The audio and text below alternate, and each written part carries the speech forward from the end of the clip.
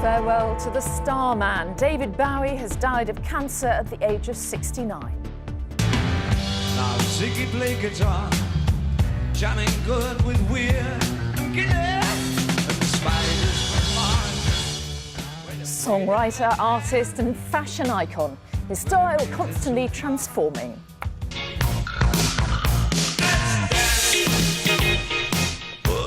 An extraordinary and original musician. His work spanned 6 decades. He didn't write 3-minute pop songs, he wrote pieces of art that we could listen to. Tonight, tributes from across the world to a maverick star loved by generations. Also on the programme, nearly 4,000 operations postponed as junior doctors prepare to strike. And the latest casualty of the floods, the head of the Environment Agency quits.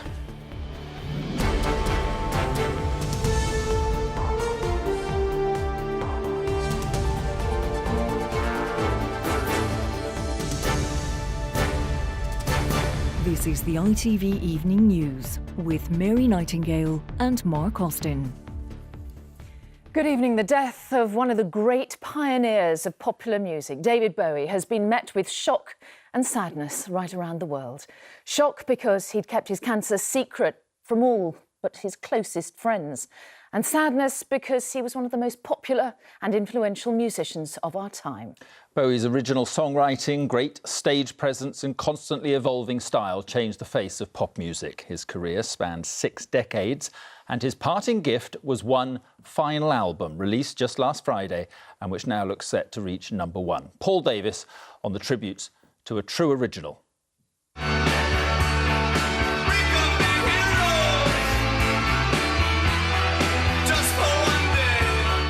He famously sang about being a hero for a day, but that wasn't David Bowie's story. By constantly reinventing himself, he's been a musical icon and hero for 6 decades. Ground control to Major Tom. Ground control to Major Tom. For many of us, it began in 1969 with Space Oddity, the haunting story of an abandoned astronaut. Helmet on. Bowie said the lyrics came to him while he was stoned. This is ground control to Major Tom. You've really made the grade. The 70s brought a new persona. Now Ziggy play guitar, jamming good with Weir and Gilead, and the spiders from Mars. The shockingly sexually ambiguous Ziggy Stardust took Bowie to global stardom, and other musicians recognised he was so much more than a showman. Listen to the chords he used. They are so unbelievably difficult. The song structures are just incredible. He didn't write 3-minute pop songs, he wrote pieces of art that we could listen to. There's a starman waiting in the sky. From glam rock to funk and soul, he was a musical chameleon. Put on your red shoes and dance the blues. Dance to the song they're playing on the radio. Summer's here, the time is right. We're dancing in the street. His 1985 duet with Mick Jagger was a major factor in the success of Band Aid. He'd become an international superstar but refused to stand still, even when his work received a Lifetime Award. I'm not sure that we should pay homage to the past. I prefer to sort of keep reinventing it, but it's a nice place to play my music. They told me bum. He steadfastly refused to be defined. Ziggy Stardust singing carols with Bing Crosby. You remind me of the Babe. Babe with the power. There were movie roles, more than 20 of them. He often joked that an inability to pay attention to any one thing for long underscored his career. Only his closest family knew that he was suffering from cancer until news of his death was announced this morning. Confirmed by his son Duncan Jones in a tweet saying, Very sorry and sad to say it's true. I'll be offline for a while. Love to all. Bowie died just 2 days after the release of his latest album, Black Star. In one track, he sings about being in heaven. Look up here, I'm in heaven. His producer and friend Tony Visconti says the critically acclaimed album is the singer's parting gift to the world.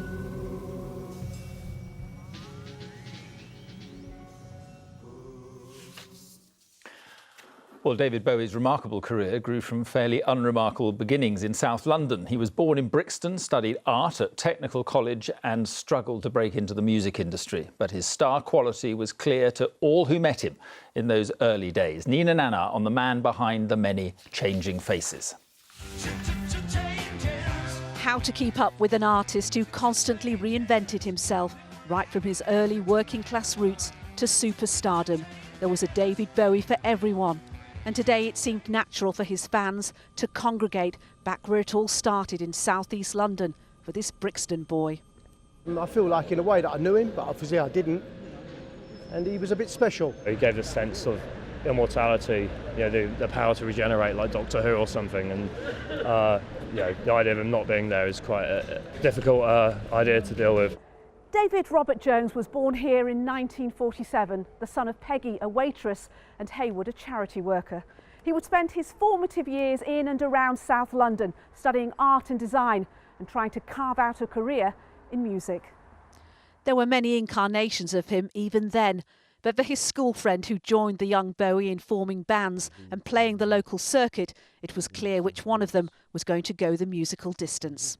I'd never met anyone like him, you know. It was just so different from everyone else I knew. He was just had great ideas, great thoughts, and you know, it's difficult when your best friend dies. You know.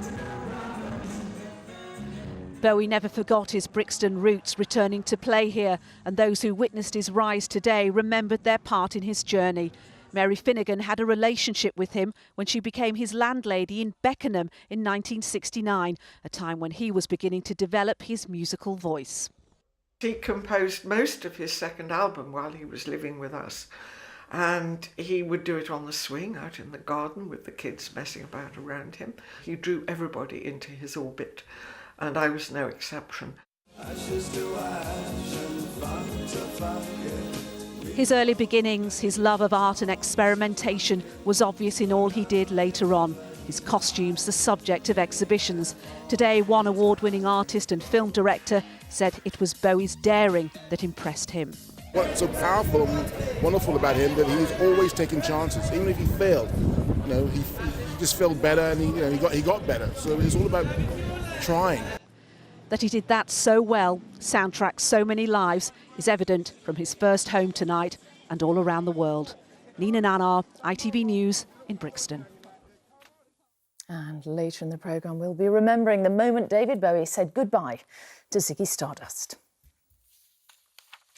Now, junior doctors are set to hold the first of 3 walkouts tomorrow in their bitter dispute over new contracts. David Cameron has urged them to call off the strike, saying it was damaging and would cause difficulties for patients. NHS England says around 3,400 operations have been cancelled. Our health editor Rachel Younger has spent the day at Milton Keynes Hospital, where they're preparing for the 24-hour walkout. Rachel. Good evening. Well, there's still a steady stream of ambulances coming into A&E here, and I think it's worth stressing once again that unlike the third proposed strike, tomorrow will not be a full walkout, which means that emergency and urgent care should not be affected. GP surgeries and NHS 1112 should be running as normal. But as I've been finding out across the day here, for many patients in England who would have expected to come in for routine operations or surgery, it will be a very different story. It's no easy job caring for the very ill. Walking out on them is harder still. Tomorrow, for the first time in a generation, that's what thousands of doctors will do, claiming the government's proposals threaten the future of the NHS. What we're being offered as a contract isn't safe for us, it's not safe for our patients, and long term, this is going to significantly impair recruitment and retention to the medical profession. Whether patient safety will be put at risk is still being fiercely debated, but we do now know the numbers affected. This trust has rescheduled 108 outpatient appointments and 36 elective procedures tomorrow, affecting more than 1 in 10 patients. Across England, 3,400 planned ops have been cancelled, and from 8 a.m. for 24 hours, junior doctors will only be providing emergency or urgent care. The chief executive here says consultants and nurses have willingly filled the gaps. We believe that we have everything in place to ensure that our patients will receive a safe and appropriate service tomorrow. Like everybody, we want this dispute to come to an end as soon as we possibly can. But with 2 more strikes planned, it may be a vain hope. While doctors protest the changes to their pay and conditions are unsafe, the government insists it's the only way to guarantee better weekend care, with the Prime Minister urging a rethink. This strike is not necessary. It will be damaging. We'll do everything we can to mitigate its effects, but you can't have a strike of this scale in our NHS without there being some real difficulties for patients and potentially worse. Last month, at the 11th hour, the strike was called off. This time, during the busiest of seasons, it looks like patients will face 24 hours of disruption. Rachel Younger, ITV News, Milton Keynes. Scotland Yard detectives have been gathering new evidence as they prepare to extradite the man wanted over the murder of former EastEnders actress Cyan Blake and their 2 children. Arthur Simpson Kent was arrested in Ghana on Saturday. Our correspondent Martin Geisler is in the capital, Accra, tonight. Martin, what's likely to happen next in this case?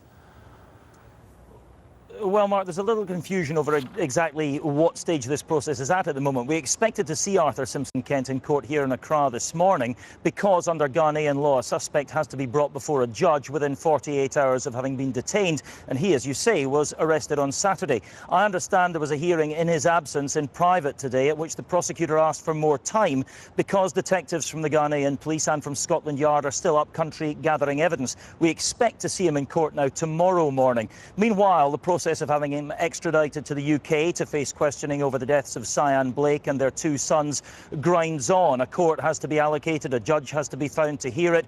We were told initially that this could all happen fairly quickly. The guidance now coming from the Ghanaian authorities and from Scotland Yard is, well, these things can take a bit of time. All right, Martin, thank you very much indeed. Still to come on the ITV Evening News, the chairman of the Environment Agency quits after he was criticised for being on holiday during the floods. And not only is it the last show of the tour, but it's the last show that we'll ever do. Memories of Bowie's historic final gig as Ziggy Stardust. That and more right after the break.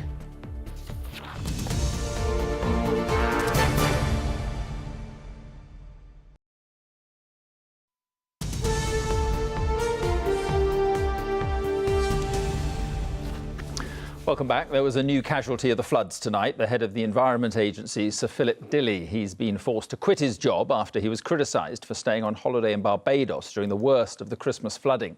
And big questions have been raised over statements made on his behalf since he came back. From Westminster, our political correspondent Libby Vina reports. Water, water everywhere, but no sign of the chairman of the Environment Agency until well after Christmas. It emerged he'd been in the Caribbean with his family, and this was his explanation on returning to the UK. Everybody can't be everywhere at the same time. MPs were unimpressed when he was summoned before them as his excuses ebbed and flowed. I do have 2 homes. My wife is from the Caribbean, we have a home there, and I spend some time there over Christmas particularly. And when I'm there, I don't feel I'm away, I feel I'm at home.